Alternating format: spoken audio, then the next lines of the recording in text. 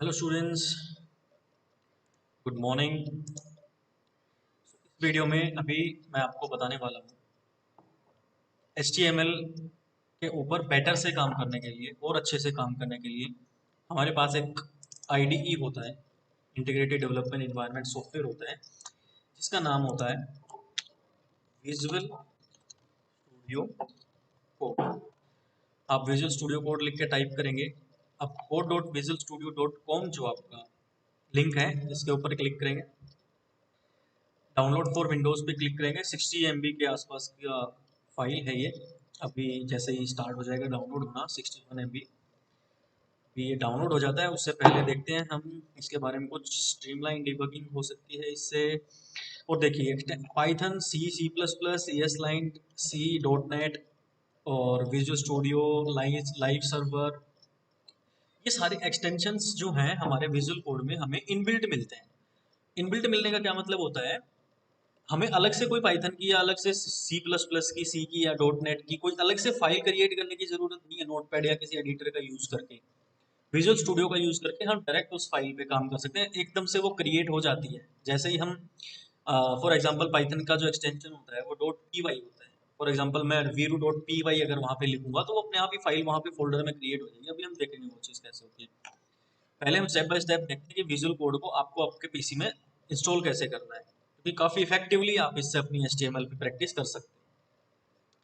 Download हो गया है। इसके बाद आई एक्सेप्ट द एग्रीमेंट पे क्लिक करेंगे, नेक्स्ट पे क्लिक करेंगे, नेक्स्ट एंड नेक्स्ट।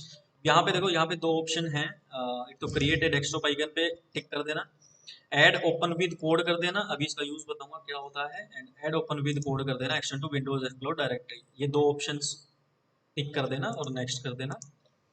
इंस्टॉल होगी आपकी, ये कुछ सेकंड्स का टाइम लेती है। जस्ट वेट करते हैं 2 सेकंड का। और लाइव सर्वर का एक्सटेंशन इसमें सबसे बेस्ट जो मुझे लगता है वो होता है, क्योंकि लाइव सर्वर का मतलब होता है कि जैसे ही हम एक तरफ हमारी HTML की कोडिंग कर रहे होते हैं, एक तरफ हमारा वेब पेज बन रहा होता है। तो अगर हम लाइव सर्वर का यूज़ नहीं करते हैं, तो अभी मैं लॉन्च नहीं करता हूँ इसको इसको हम अभी मैं फिनिश करता हूँ। और सबसे पहले मैं जाके देखता हूँ डेस्कटॉप पे, ये देखिए हमारा विजुअल स्टूडियो कोड का आइकन बन के रेडी हो गया है यहाँ पे।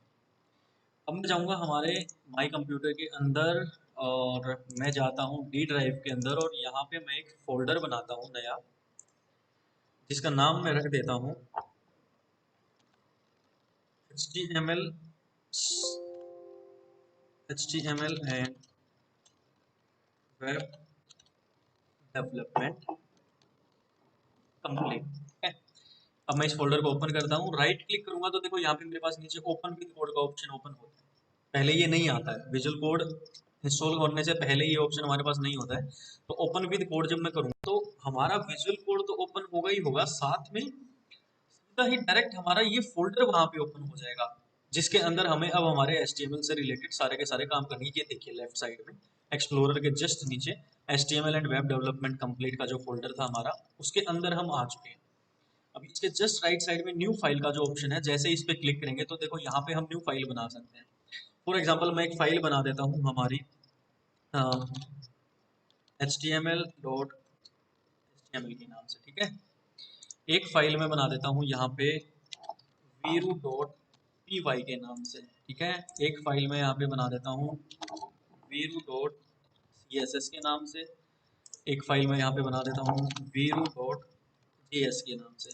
तो आप देख रहे हो JS जैसे ही मैंने एक्सटेंशन डाला तो जावास्क्रिप्ट का लोगो अपने आप आ गया, CSS मैंने डाला तो देख रहे हो हैश का सिंबल आ गया, HTML के आगे स्मॉलर देन ग्रेटर देन का सिंबल आपके पास आ गया, और .py एक्सटेंशन डाला मैंने तो पाइथन का सिंबल आ गया।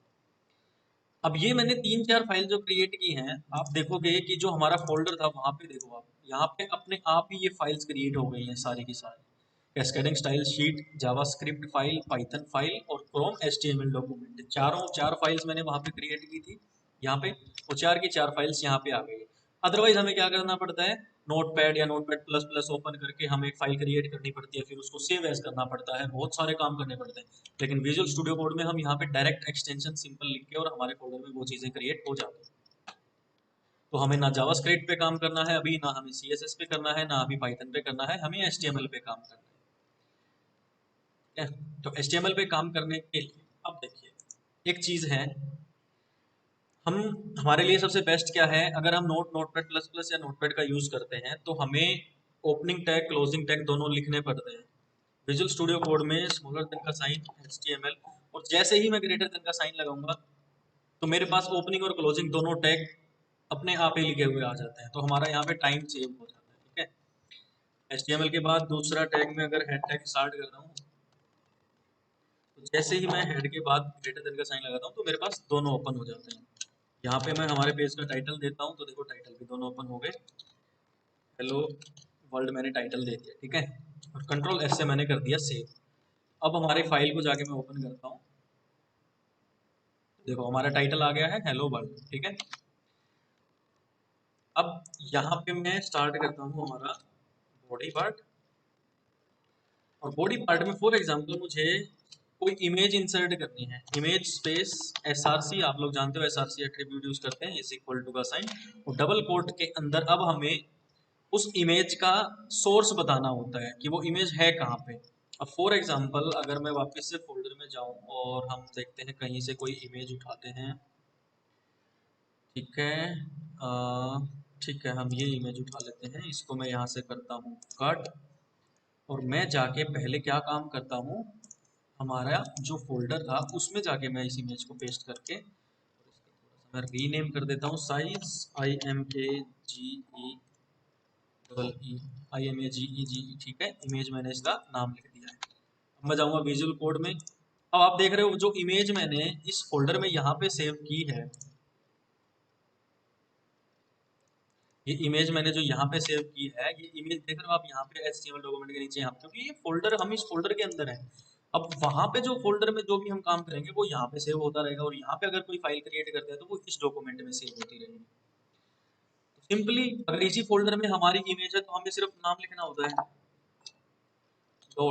.jpg, कंट्रोल S से सेव करते हैं, और हमारे फाइल पे जाके यहाँ पे जाके हम जैसे ही रिफ्रेश करते हैं तो देख रहे हो कंप्लीट पेज पे हमारी वो इमेज आ चुकी है। अब अगर इस इमेज का आपको साइज छोटा बड़ा करना है तो आप लोग अच्छे से जानते हो, width is equal to, for example मैं 500 कर देता हूँ, and height is equal to, मैं फॉर एग्जांपल 500 ही हाइट रख लेता हूँ, कंट्रोल S से सेव करता हूँ, और यहाँ पे आके जब मैं ओके करूँगा तो देखो हमारी 500 हाइट पे इसकी हो चुकी है। ये तो बात थी इमेज जब हमारी इस फोल्डर के अंदर है, बट अगर हमारी वो इमेज कहीं और है, किसी और फोल्डर में, मैं इस इमेज को यहाँ से कट कर लेता हूँ और इसको मैं G ड्राइव में जाके सेव कर देता हूँ। ठीक है, G ड्राइव में जाके, और मैं इस पर राइट क्लिक करके प्रॉपर्टीज पे देखता हूँ तो अच्छा ठीक है, मैं इसका यहाँ से लोकेशन मैंने कॉपी कर लिया G, एंड इसका नाम IMAGE, ठीक है, तो यहाँ पे मैं क्या करूँगा, यहाँ पे आके मैंने कॉपी कर दिया GIMAGEE.jpg। अब ये मैंने क्यों किया है, क्योंकि अब की बार हमारी जो इमेज है वो हमारे इस फोल्डर में नहीं है, हमारी इमेज कहीं और है। तो कहीं और होती है तो हमें कंप्लीट पाथ बताना पड़ता है कि वो इमेज है कहाँ पे। तो वो इमेज जो है वो G में है, G ड्राइव में है, और उसका नाम ये है, हमने यहाँ पे ये बता दिया। ठीक है, कंट्रोल S से सेव करते हैं और अब जाके चेक करते हैं कि हमारी फाइल आती है।